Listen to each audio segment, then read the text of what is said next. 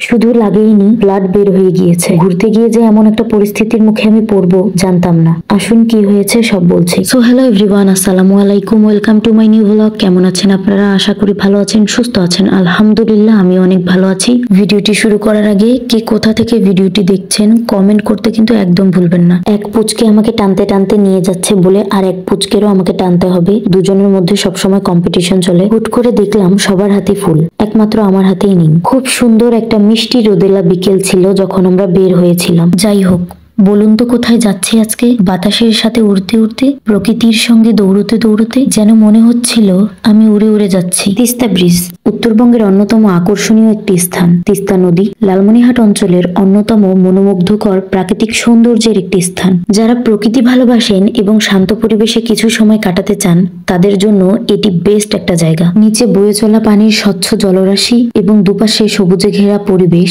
Just wow মনে হচ্ছিল। সকালের সূর্যোদয় কিংবা সন্ধ্যার সূর্যাস্তের সময় ব্রিজ থেকে তিস্তা নদীর দৃশ্য এক কথায় অসাধারণ। তবে আমার কাছে কিন্তু বিকেলবেলা বা সূর্য যখন আস্তে আস্তে অস্ত যায় সেই সময়টাই বেশি ভালো লাগে। ছোটবেলায় যখন আমি আকাশের দিকে তাকিয়ে দেখতাম তখন খুব মনে হতো আচ্ছা আমি উড়তে পারি না কেন। ইনফ্যাক্ট আমি তো সিঁড়ি থেকে বেড থেকে লাফ দিতাম আর ভাবতাম লাফ দিলেই হয়তো পাখির মতো দুটো ডানা গজিয়ে আমিও উড়ে যেতে পারবো। কি অদ্ভুত সব চিন্তা ভাবনা ছিল ছোটবেলায়, তাই না? আরো মনে হতো যদি একবার উড়ে যেতে পারি তাহলে অনেক জায়গায় ঘুরবো, এই দেশে ওই দেশে শুধু ঘুরে ঘুরে বেড়াবো। বাট আফসোস, লাফ দিলে শুধু আমি উপর থেকে নিচেই পড়ে যেতাম, উড়তে আর পারতাম না। চারদিকের এত সুন্দর পরিবেশ দেখে আমার ছোটবেলার সেই ধারণাটা আবার মনে পড়লো, ইস কেন উড়তে পারি না। আর হ্যাঁ, এখানে কিন্তু একই সাথে দুটো ব্রিজ, একটাকে বলা হয় নতুন আর একটাকে বলা হয় পুরাতন। শুধু এই পার আর ওই পার, একটা দিয়ে ট্রেন যাতায়াত করে আর একটা দিয়ে বাস, ট্রাক, কার, রিক্সা, মানে ট্রেন ছাড়া সবকিছুই।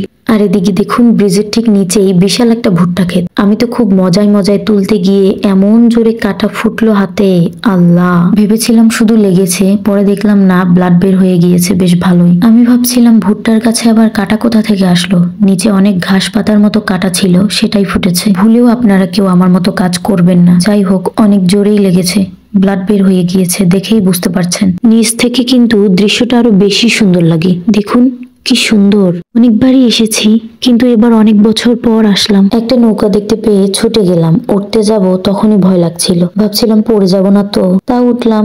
ব্রিজের নিচে নদীর উপর নৌকায় দাঁড়িয়ে মনে হচ্ছিল আমিও বাতাসের সাথে উড়ছিলাম। কি অদ্ভুত, বাতাসেও শান্তি মিশে আছে, একদম কাছ থেকে অনুভব করার মতো একটা পরিবেশ। বসে বসে কিছু শুট নিচ্ছিলাম। এত সুন্দর পরিবেশ, এত সুন্দর নদী, ছবি না তুললে হয় বলেন? পরিবেশটা কিন্তু একটা সিনেমার শুটিং এর জন্য পারফেক্ট একটা প্লেস। যেহেতু এখানে কোনো শুটিং হচ্ছে না আর কোনো নায়িকাও নেই, তাই এখনকার জন্য এখানের নায়িকা আমি। নৌকায় বসে নদীর ঠান্ডা পানিতে হাত ডুবিয়ে নাড়তে যে কি এক অপূর্ব অনুভূতি। হাত দিয়ে যখন পানি নাড়ছিলাম তখন চারপাশে ছোট ছোট ঢেউ তৈরি হচ্ছিল, আর এই করতে করতে আমি এখানে একটু সমুদ্র সৈকতের ফিল নিচ্ছিলাম। সবার মতো লাভ এঁকে ফেললাম। আজকের মতো এই পর্যন্ত। ভিডিওটি ভালো লাগলে লাইক, কমেন্ট, শেয়ার করতে কিন্তু একদম ভুলবেন না। Thank you for watching. আল্লাহ হাফেজ।